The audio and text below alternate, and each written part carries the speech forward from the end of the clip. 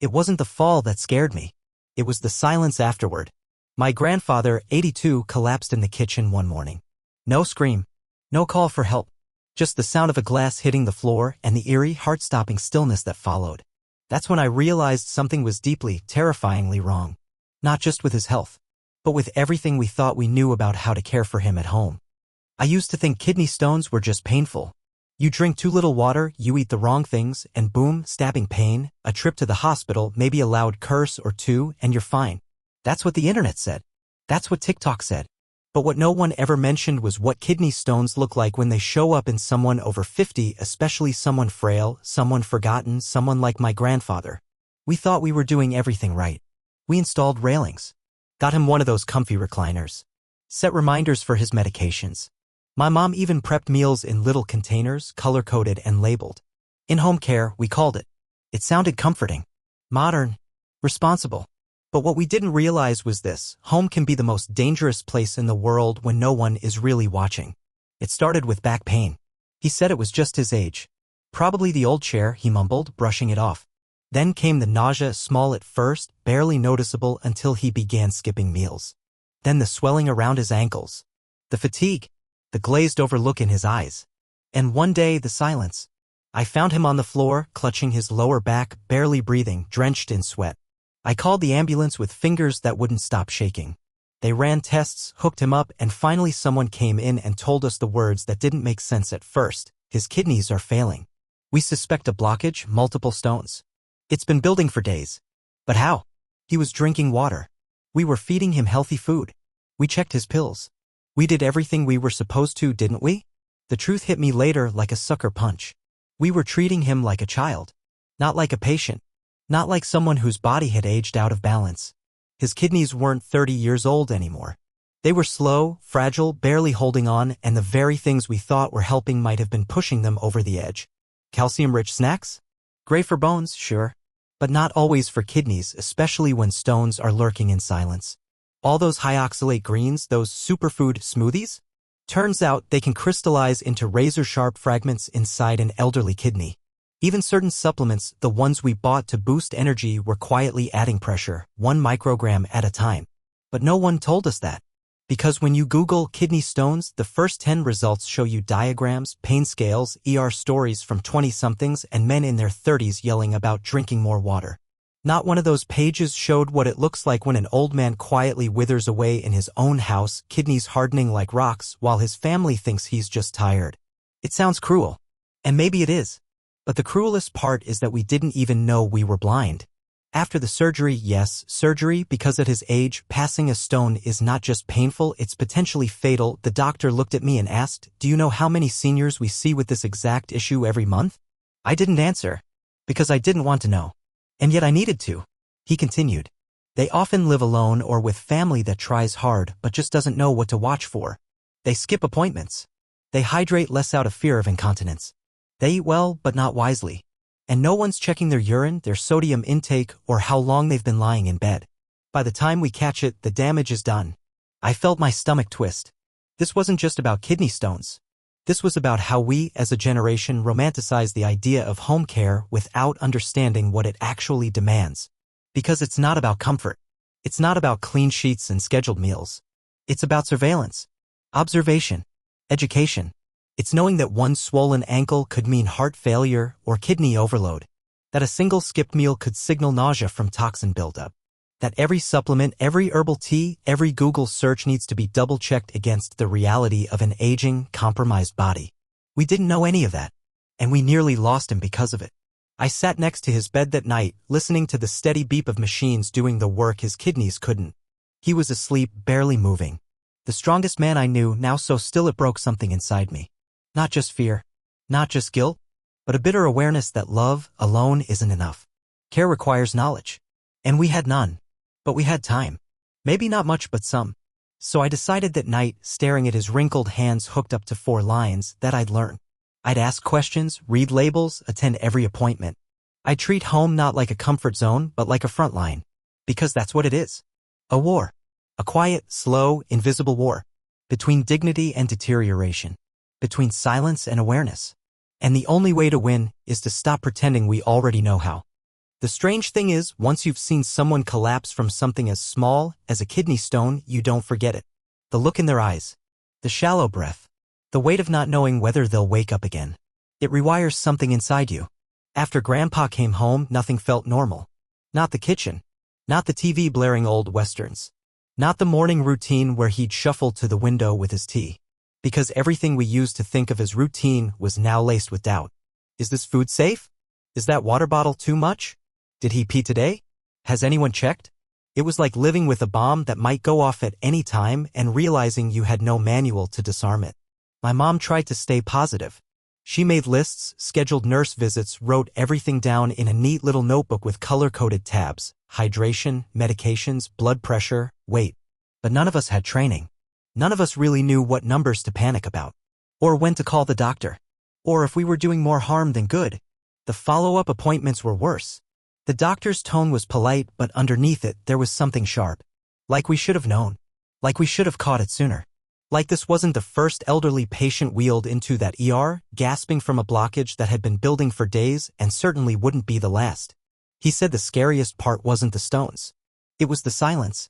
They rarely complain, he explained. Older patients don't feel pain the same way. Or they downplay it. Or they forget. So unless someone is watching closely, not just living with them, but watching, the signs get missed. He looked at me right in the eyes. Most of them die slowly, he said, surrounded by family who think they're doing everything right. That sentence hit me harder than any diagnosis. Because it was true. We weren't careless. We were just blind, educated, loving, well-meaning, and completely, dangerously unprepared. And I knew I wasn't the only one. I started digging, reading medical journals, joining online caregiver forums, talking to friends my age who were starting to care for aging parents. What I found was horrifying.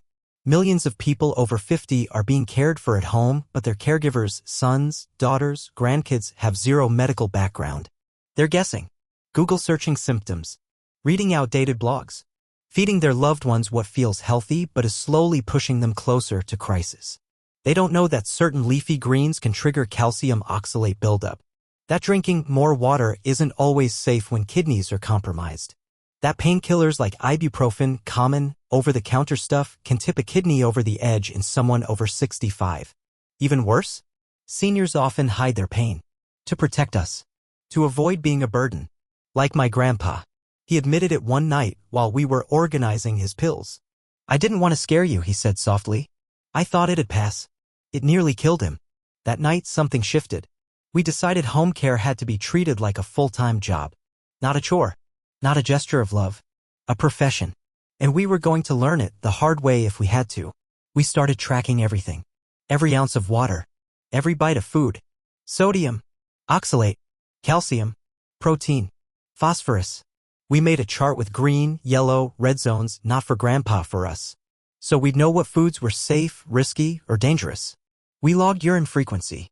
Weight fluctuations. Appetite changes. Mood swings. I even installed a sensor in the bathroom. Not to invade his privacy, but because we needed to know if he was using it less. That could mean retention. Or infection. Or another stone. We rotated meals. No more favorites every day. Variety mattered now. Spinach and almonds, gone. Replaced with low-oxalate greens. Bananas, potatoes, avocados, limited. Smoothies? Only if cleared by his nephrologist. Multivitamins? Switched to renal-safe ones after a near-miss with magnesium overdose. It felt insane. Overwhelming. But slowly it became second nature. And something even stranger happened. We stopped seeing Grandpa as fragile. And started seeing him as a system. Not in a cold way, but in a way that helped us respond. When he skipped a meal, we didn't brush it off. We investigated. When he got more tired in the evenings, we didn't blame age, we checked hydration, sodium, blood pressure. He became someone we listened to more closely than ever before because we had to. But the real gut punch? It wasn't Grandpa. It was the call from my friend Leah 2 weeks later. Her mom, 61, still working full-time, collapsed at her desk. Emergency room. Kidney stone. Severe blockage. Internal infection. No warning signs. Or at least none they recognized. She said her back hurt last week, Leah whispered over the phone. I told her it was probably her posture. I didn't know what to say. Because I had said the same thing.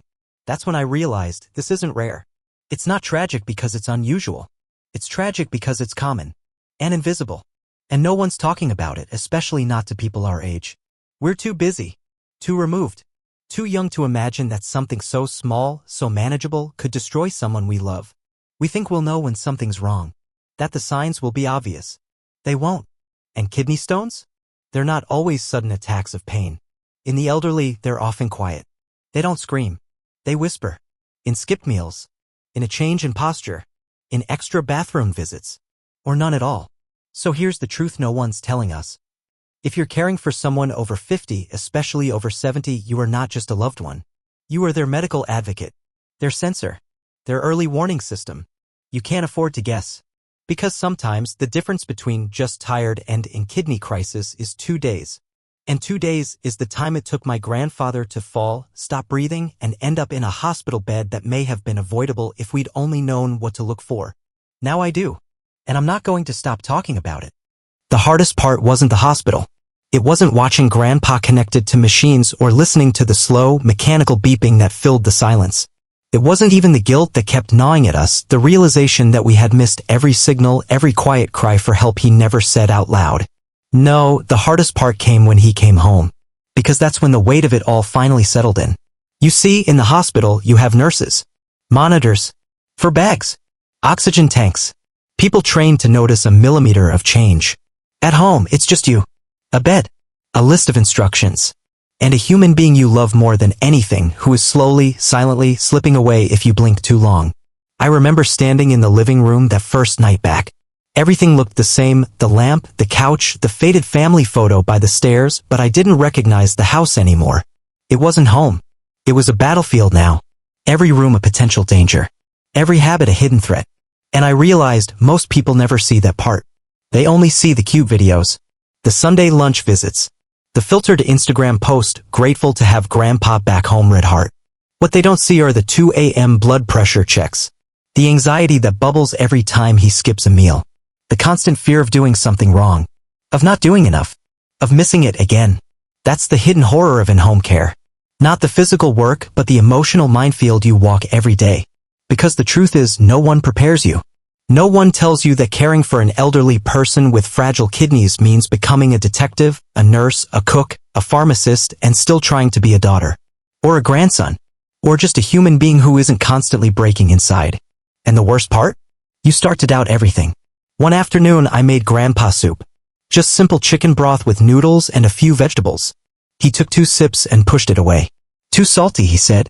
I tasted it. It was bland. Almost flavorless. But his kidneys were done filtering properly. His tongue tasted salt like poison. What felt mild to me felt overwhelming to him. That's how fragile he'd become. And it shattered me. Because I realized how easily we could hurt him even with love. Even while trying our best. Every part of life became calculation. Can he handle this yogurt? Does this medication interact with the blood pressure pill? Should we call the doctor or wait it out? And in the middle of all of it, the calls, the measurements, the meal prep, you're supposed to smile. Be patient. Be strong. Because that's what love looks like, right? But sometimes love is exhaustion. Sometimes it's crying in the bathroom because you're terrified that one missed pill could kill him. Sometimes it's losing sleep for 3 nights straight because he hasn't peed properly and the swelling is back and you don't want to panic, but what if? And yet you keep going. Because you see it even if no one else does. You see how he struggles to stand. How he looks at the staircase like it's a mountain. How he hides his pain to protect you. You see him pretending to nap because he's too weak to walk to the table. You see the fear in his eyes when he reaches for water, unsure if he's allowed to drink. You see all of it. And that's when you realize in-home care isn't about giving them comfort. It's about protecting their dignity when their body can no longer do it alone. That shift, that moment when you stop being afraid of gross details and start being afraid of missing them, that's when everything changes. Because you stop seeing them as old. And you start seeing them as survivors. My grandfather fought a war in his youth. A literal one. He used to tell stories about hiding in the woods eating bread soaked in rainwater. But now his war was inside him. And it wasn't loud or heroic. It was microscopic. Stones growing silently in his kidneys, waiting for a moment of weakness to strike. And for the first time in my life, I understood something brutal. Most people don't die from big moments. They die from small ones ignored too long. One missed sign. One bad meal. One skipped medication. And yet, the system we live in expects families, often young, untrained, stressed-out families, to carry all of this without help, without warning, without tools. Just figure it out. Google it. Hope for the best. But hope is not a strategy. And love is not enough. I know this sounds dark, heavy, maybe too much, but I'm telling you because no one told me. And someone needs to. If you're under 40, if you're reading this and thinking, this doesn't apply to me, I promise you, it will. One day. Maybe not today. Maybe not next year. But one day, someone you love will get older, slower, quieter. And when that day comes, you will wish with everything in you that you had listened now, that you had learned how kidney stones work, how sodium works, how healthy food isn't always kidney safe, that you knew how to read the look on your father's face when he's trying not to show pain, that you paid attention when your aunt said she felt tired for the third day in a row, that you didn't dismiss back pain in your mom as just age, because sometimes that's all you get, a whisper, a signal, a single, fleeting chance to stop something before it's too late. I almost missed mine, but I didn't, and I will never let that happen again. I wish I could tell you this story had a neat, happy ending. I wish I could say Grandpa fully recovered, that his kidneys healed, that we went back to family dinners and walks in the garden and laughter echoing through the house. But real life isn't like that. He didn't die. But he's not the same. And neither are we. He needs help walking now. He sleeps more. Talks less. His smile is still there, but slower. Fainter. Like a candle in wind. And every time I see him, I think we almost lost this. Not because of a car crash. Or cancer. Or some rare disease. But because of a kidney stone. That's what scares me most. Not that he got sick. But that it almost happened quietly. Silently. In our house. With all of us around. None of us seeing. You think you'll know when something is wrong. You won't. You think you'll be ready. You won't. And you think it won't happen to your family. It will. Not maybe. Not someday. It will. Because the truth is, aging doesn't come with a warning label. And kidney disease doesn't knock. It slips through the cracks of routine, of assumptions, of love that doesn't yet know how to protect. But now you do. Now you know the silence is where it hides. In skipped meals. In I'm just tired. In one pill missed. In one stone growing unseen. So don't wait. Don't wait for the hospital bed. Don't wait for the emergency call. Don't wait until you're holding someone's hand, begging them to wake up. Start now. Learn now. Pay attention now. Because the most dangerous thing about kidney stones in the elderly, especially those over 50, isn't the pain. It's that no one sees them coming. Not even the people who love them most. If this story meant something to you, even just a little, share it. Don't keep it to yourself. Someone out there is already in the silence. And maybe, just maybe, your voice could be the sound that saves them. Subscribe. Comment. Tell me your story. We're in this together.